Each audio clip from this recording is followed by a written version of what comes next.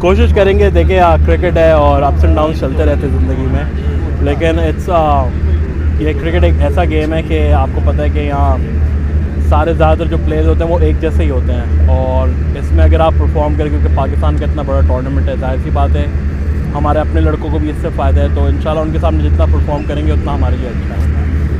आज़म, ये बताएं कि अब अगला मैच पेशावर ज़ल्मी के साथ है, आप लोगों का कैसी तैयारी कर रहे हैं, और आप अपने नंबर को फ्लेक्सिबल समझते हैं कि अगर कहीं आपको ऊपर भेज दिया जाए किसी नंबर के ऊपर तो आप खेल सकते हैं उस पोजीशन पे? देखें, एज अ प्लेयर तो आपको हर नंबर पे खेलना आना चाहिए, क्योंकि टीम की रिक्वायरमेंट जहाँ पे ज़रूरी होती है उस हिसाब के लिए आप रेडी रहें। तो टीम काफ़ी अच्छी है अल्हम्दुलिल्लाह। और देखिए, इस्लामाबाद का बैटिंग ऑर्डर कभी भी स्टेबल नहीं रहा, हम हमेशा फ्लेक्सिबिलिटी रखते हैं अपने बैटिंग ऑर्डर में, क्योंकि हम लोग डेटा के हिसाब से बहुत खेलते हैं और उसमें फ्लेक्सिबिलिटी होती रहती है।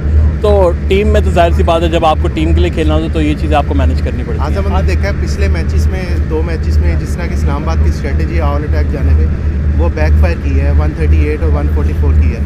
क्या आप अपनी बैटिंग लाइन से मुतमिन हैं? और दूसरा ये बता दें, अगले मैच में लेग्स हेल्स जो हैं वो अवेलेबल नहीं होंगे, तो क्या उनकी रिप्लेसमेंट है, क्या स्ट्रेटजी होगी उसके वाले से? आई थिंक एलेक्स हेल्स की जहाँ तक बात है तो he is one of the main players for Islamabad United, क्योंकि वो जितना अच्छा वो स्टार्ट देते हैं तो आई थिंक मिस करेंगे। लेकिन Martin Guptill another inclusion in Islamabad United, जो कि काफ़ी अच्छे प्लेयर हैं, और लास्ट ईयर भी अगर आप उनकी PSL की परफॉर्मेंसेस देखें तो they were outstanding, he scored 100 as well.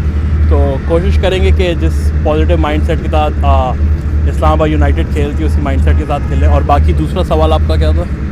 138 और 144 बिल्कुल, बैटिंग लाइन देखें, हमने जो स्कोर्स किए हैं, अगर आप हमारी बॉलिंग देखें तो मुल्तान के ख़िलाफ़ हम आखिरी बॉल तक मैच लेके गए, और कोयटा के ख़िलाफ़ भी हम लोग सेकंड लास्ट ओवर तक गए। तो इसका पॉजिटिव साइन ये है कि हमारी बॉलिंग काफ़ी अच्छी जा रही है, और जहाँ बैटिंग हमारी स्कोर करेगी तो हमें पता, हमें इतनी अपने ऊपर भरोसा है कि हमारी बॉलिंग काफ़ी अच्छा करके देगी। तो अभी तो हमें ये पता है कि चीज़ें शुरू में हमारे सामने आ गई, ताकि बाकी टूर्नामेंट के लिए हमारी चीज़ें जो हैं, जो लैप्सेस हो रहे हैं वो अच्छे रहें और टीम को जिताएं आगे जाकर। आज़म आपके बारे में परसेप्शन बन चुका है कि आप लीग के प्लेयर हैं, तो इंटरनेशनल में आप जब जाते हैं परफॉर्म नहीं कर पाते हैं, तो इस परसेप्शन को ख़त्म करने के लिए कितनी मेहनत कर रहे हैं? यार, परसेप्शन तो देखिए बन जाता है, जाहिर सी बात है। और लीग में भी देखें वही प्लेयर्स आते हैं खेलने, और इंटरनेशनल में भी वही प्लेयर्स होते हैं, लेकिन जाहिर सी बात है, जहाँ तक बात है कि इंटरनेशनल सर्किट पे ना काफ़ी प्लेयर्स पीछे तैयार हो रहे होते हैं, तो उस हिसाब से आपको अपनी जगह मनवाने के लिए परफॉर्म तो करता है इन दी एंड। हाँ, ये जाहिर सी बात है, I couldn't grab the opportunity,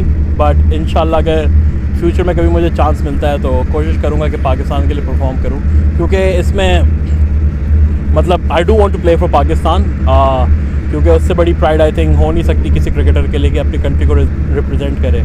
लेकिन जाहिर सी बात है, उसके अलावा अगर आपको जहाँ भी अपॉर्चुनिटी मिल रही है दुनिया में खेलने की, तो आप वहाँ पे जाके खेलें, अपना टैलेंट शोकेस करें, ताकि आपको दुनिया भर से जाहिर सी बात है ऑफर्स वगैरह आती हैं, तो आप अपना वहाँ भी टैलेंट शोकेस करें। जाहिर सी बात है, क्योंकि क्रिकेट इतनी तेज़ होती जा रही है कि लीग क्रिकेट भी उठ रही है, but I think international circuit पर परफॉर्म करने का अलग ही नशा है। आपने न्यूजीलैंड सीरीज़ में उस तरह खातर परफॉर्मेंस नहीं हुई जो कि एक्सपेक्ट किया जा रहा था आपसे, मिडिल ऑर्डर में आपकी जरूरत है, आपने पूरी दुनिया की लीग में परफॉर्मेंस दी है, कितना प्रेशर है जिधर उधर न्यूजीलैंड में परफॉर्मेंस नहीं हुई, अब कितना प्रेशर है पाकिस्तान सुपर लीग में, क्या आगे आने वाली सीरीज़ जो है न्यूजीलैंड के खिलाफ ही है अप्रैल में, और फिर उसके बाद जो है वर्ल्ड कप है?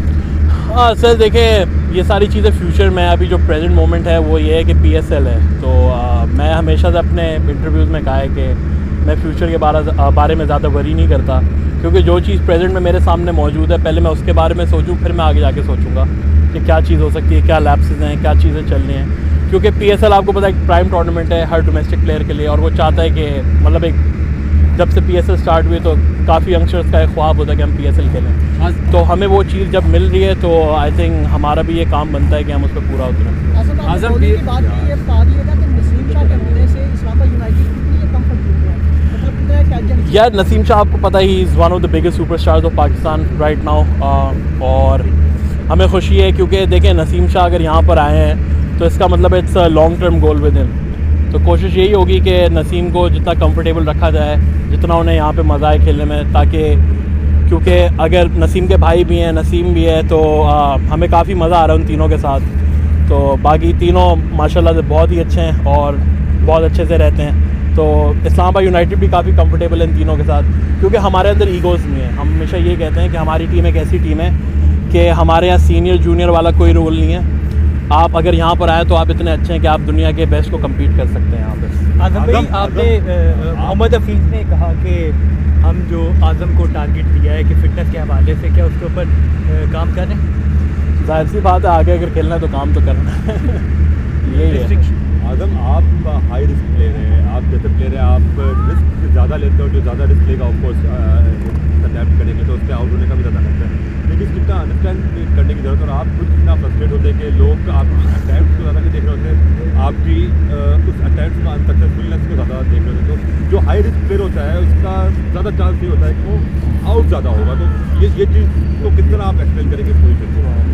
देखिए फिलहाल में यही होता है कि हाई रिस्क क्रिकेट जब आप खेलते हैं, क्योंकि स्पेशली जब मैं मिडिल ऑर्डर में खेलता हूँ तो मैं 5वें 6ठे नंबर पे आके खेलता हूँ, तो जिसमें थोड़ा डिफिकल्ट हो जाता है मैच को पूरा लेके चलना, क्योंकि या तो आपको पता है कि आपके 130 पे 2 या 3 आउट होंगे, और या तो फिर आपके 80 या 90 पे 5 आउट लगे होंगे, तो आपको पूरी टीम को लेके चलना होता है। तो बड़ा ट्रिकी नंबर हो जाता है कि उसमें आप बंदा सोचता है मारूँ नहीं मारूँ।